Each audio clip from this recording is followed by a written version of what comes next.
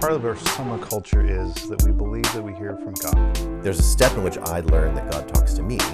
There's a whole nother step that says that God talks to you, and that I have the ability to accept that. And then, of course, John has the ability to speak it and share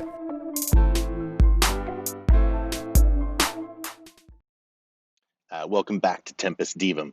Today we're going to be talking about hearing God's voice, specifically perceiving God's communication, if we want to kind of broaden the topic. I think you'll hear that we actually talk about this all the time.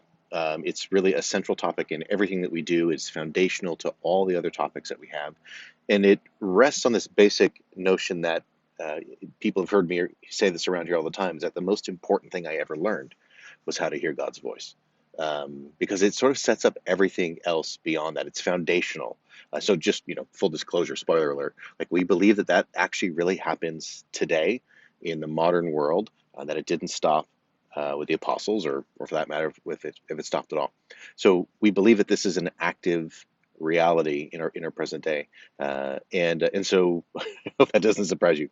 The thing is, like, so many people just don't experience that in their daily life. They don't really know that God speaks. They even if they believe it, they might have this if question, like, well, what's the doctrine about that? What's the scripture? How do I even know if that's real? And you'll hear so often people say things like, God has better things to do than talk to me, that kind of thing. And so I think for many people, there's this immediate question, just whether or not if God speaks, and then say he does, maybe not to me, maybe he only talks to sort of the spiritual elite or something, sort of the prophets, right? So there's this notion from the Old Testament that God will lift up a prophet among the people, and so maybe he talks to them, but he doesn't talk to me.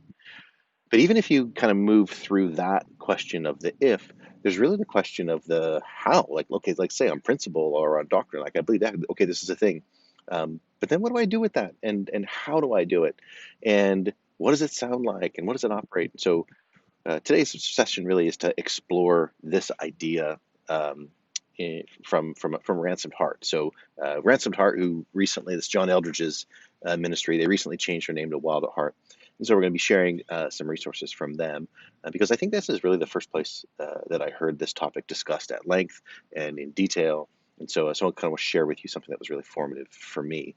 And they've been talking on the topic forever. And so with that regard, also, I want to point out that I've prayed with people, I don't know, dozens of times for this question. Says, I want to hear God's voice.